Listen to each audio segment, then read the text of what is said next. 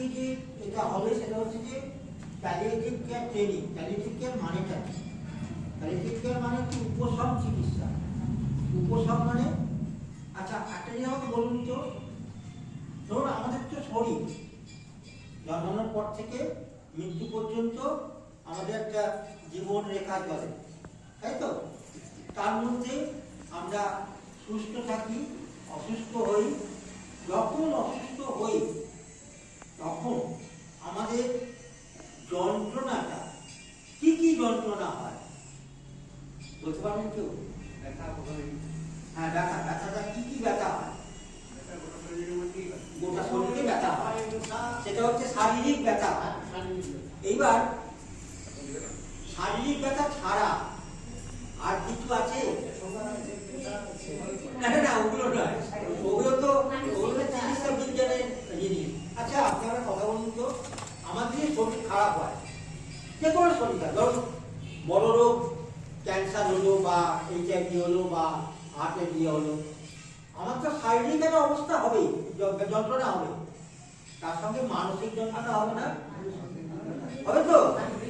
আমার মনটা ভেঙে যাবে। হ্যাঁ, এই মনটা যখন ভেঙে যাবে, মনের দিকে পিছিয়ে যাব।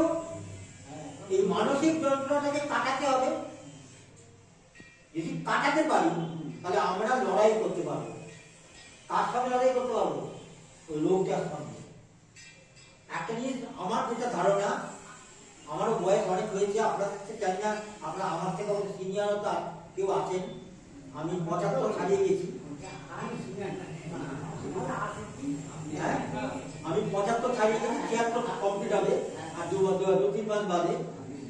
তা এইবার এই যে মানসিক যন্ত্রণাটা, ডাক্তারের ওষুধ তো আমরা খাই, তো ডাক্তারের ওষুধে আমার যা ধারণা 50% রোগ সারে, আর বাকি 50% যদি আমার মানসিক জোর থাকে, যদি আমরা নিজের মতন করতে পারি মানসিক এটা, তাহলে কিন্তু বাকিটা ছাড়বে।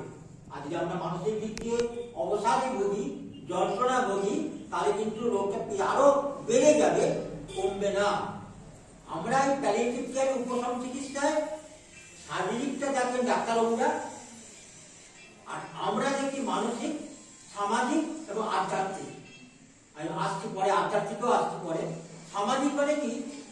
আমার কাছে একটা উদাহরণ আছে।